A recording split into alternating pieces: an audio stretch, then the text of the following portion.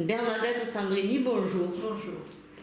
Tu es ici ce soir avec nous pour nous parler de la future exposition des œuvres de ton père, qui donc peignait, tu vas déjà nous le présenter un petit peu parce que nul autre que toi peut le faire. Alors mon père Eugène Sandrini est né à la Seine, d'un papa ouvrier et d'une maman ménagère, puisqu'à l'époque, il est né en 1925, il y a peu de femmes qui travaillaient. Et très tôt à la maternelle, on lui a découvert des dons de dessin. Et plus tard, en primaire à l'école Martigny, il a même décoré la salle des professeurs, enfin des instituteurs. Voilà. C'est un autodidacte, il n'a jamais pris de cours, il n'a pas fait les beaux-arts à l'époque, fils d'ouvrier, c'était pas forcément ce que ses parents auraient voulu, qu'il devienne peintre. Mais lui, toute sa vie. Donc il avait un don. Il avait un don, qu'il a travaillé toute sa vie. Il a travaillé au Trésor public, puis il a travaillé dans les collectivités territoriales à Sifour et Saint-Mandrier. Et à l'âge de 47 ans, bon, il a été réformé pour des problèmes rénaux graves, et à partir de cet âge-là, il a peint tous les jours. C'était un homme qui se disait inspiré par les impressionnistes. Il a toujours peint sur le sujet. Tous les jours, il prenait sa voiture, il faisait des kilomètres, des fois il revenait bredouille. Et parfois, souvent même, bon, il revenait avec un tableau. Donc quand il partait avec son matériel de peinture. Son matériel et son chien. Et l'été, après, il avait la caravane, donc il sillonnait, il a peint dans tous les pays, il a peint en Suisse, il a peint en Bretagne, il a peint beaucoup le Vaucluse parce qu'il aimait beaucoup le Luberon, et ici notre région évidemment. Il était chasseur, pêcheur, il avait un don pour la nature, cet homme. Il n'était bien qu'à l'extérieur. Et à peindre. Et est-ce que tu as une idée à peu près de combien d'œuvres il a pu peindre? Ou est-ce que c'est... Exactement, je ne sais pas. Mais il en a peint beaucoup. À une époque, il en faisait un par jour. Et c'était...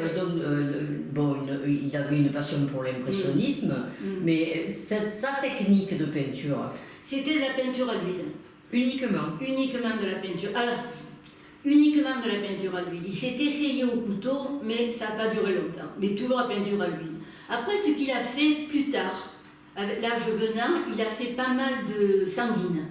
Il a fait quelques pastels, qui ont eu du succès aussi. Mais bon, je pense qu'il excellait dans le dessin. On a des sanguines de toute beauté. D'accord. Et il a exposé à beaucoup d'endroits? Oui. Alors, il a commencé à Toulon, la galerie Étienne à l'époque. Il a exposé à Cannes, il a exposé à Paris. Puis, il est allé en Suisse.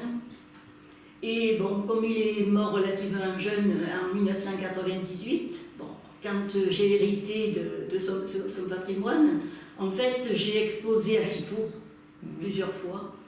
Et là, on expose au Bossé pour la deuxième année consécutive. Alors, ça va se passer au Moulin de la Roque? Tout à fait. Tu peux nous donner les dates? Bien sûr, tout le mois de mai, du 2 au 31 mai. Et le vernissage aura lieu? Le vernissage a lieu le samedi 6 mai à 11h. Évidemment, tout le monde est invité. Est-ce qu'il faut que les gens préviennent pour une raison de quantité ou pas? Non. C'est à la bonne franquette. Hein. Je veux dire, il n'y a pas de discours. Non, c'est pas la peine. Donc lui a fait ses propres expositions, toi tu as continué d'exposer ses œuvres de temps en temps? Un peu, voire de temps en temps. J'ai pas pris à bras le corps, j'ai pas pris la relève en fait, parce que moi j'avais un travail qui me prenait beaucoup de temps, et puis c'est pas facile, c'est un monde particulier quand même.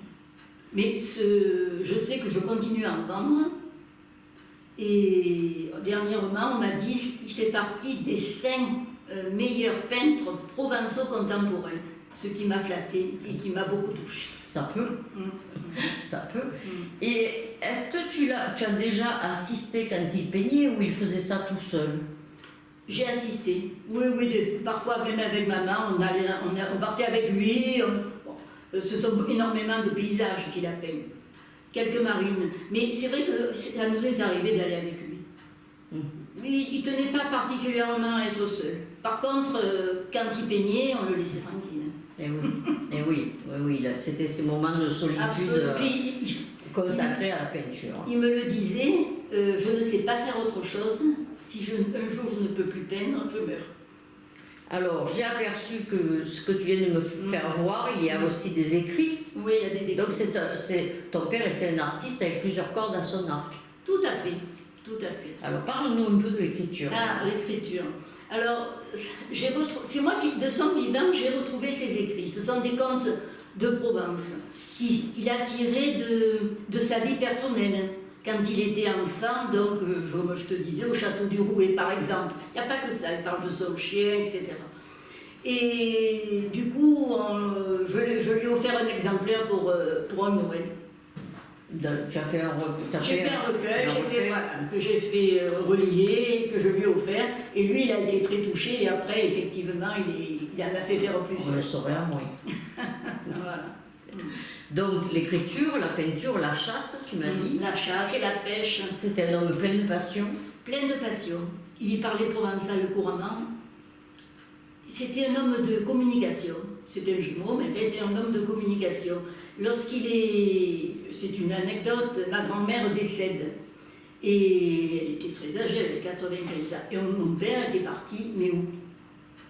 Et en fait, en téléphonant, je ne me rappelle plus le village exact, on téléphone, on dit voilà, on cherche Monsieur Sandrini. Et au bout du fil, j'entends ah, le peintre, Eugène, pas de souci. Je veux dire, quand il arrivait dans un village, avec la voiture, il connaissait tous les coins. Il connaissait même mieux le village que ceux qui y habitaient. Un passionné d'histoire aussi. Il connaissait l'histoire des villages. Pas tellement. Non, lui, c'est les paysages, les chemins, la chasse. Non. Est-ce que tu as hérité de son don? Non.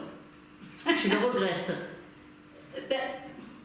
Oui, je le regrette un peu, mais en fait, après, c'est difficile quand on est enfant d'un artiste de se dire non, j'étais pas suffisamment motivée. Voilà. D'accord. Mais mes petites filles, une joue très très bien du piano, l'autre a fait de la danse, et mon petit-fils s'est mis à faire la musique. De la musique. Donc je trouve que... Tu as quand même autour de toi une famille remplie d'artistes. Tout à fait.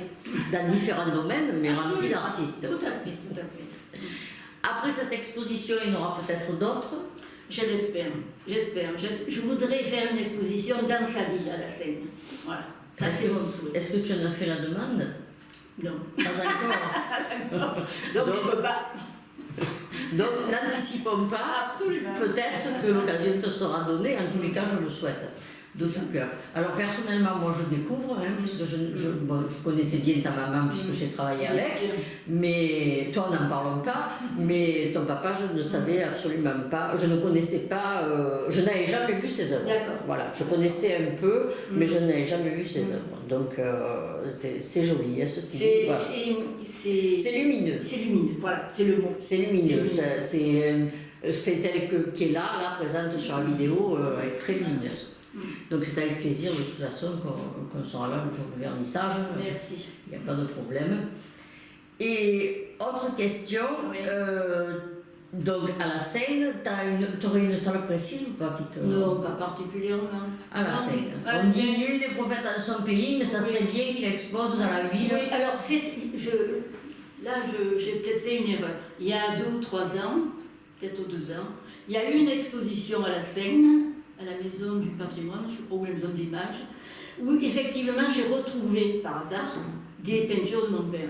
Donc il a déjà été un petit peu exposé. Mais j'aimerais faire vraiment une rétrospective. Oui. Voilà. Oui, ça serait mérité. Est-ce que tu aurais quelque chose à rajouter avec tout ce qu'on a dit? Non. Donc, on va rester juste sur l'annonce de la future exposition au Moulin du Bossé. Oui, Moulin de la Roque. Au Moulin de la Roque. À l'entrée du Bossé. À l'entrée du Bossé. C'est celle qui se trouve à côté de la coopérative. Oui, à côté de la fromagerie. De la fromagerie, oui. C'est l'ensemble. Hein. Oui, parce que je sais qu'il y a un autre bâtiment plus loin. C'est possible. Disons, quand on arrive de Toulon, c'est à l'entrée du Bossé. C'est à l'entrée du Bossé. D'accord. Donc, date est prise pour le 6 mai pour le vernissage, où on pourra voir les œuvres de ton père. Et pour celles et ceux qui ne pourraient être là le jour du vernissage, nous avons donc dit que l'exposition aurait lieu tout le mois de mai. Tout le mois de mai, et je m'engage, si les personnes veulent me rencontrer pour en savoir un peu plus sur le peintre, on prend rendez-vous et je me rendrai au Bossé pour les rencontrer sans problème. Est-ce que tu veux communiquer ton téléphone? Bien sûr.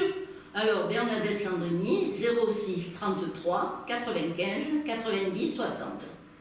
Et alors, la toute dernière question, est-ce que tu as déjà fait un blog ou un site avec les œuvres de ton père? Non, je ne sais pas faire, enfin.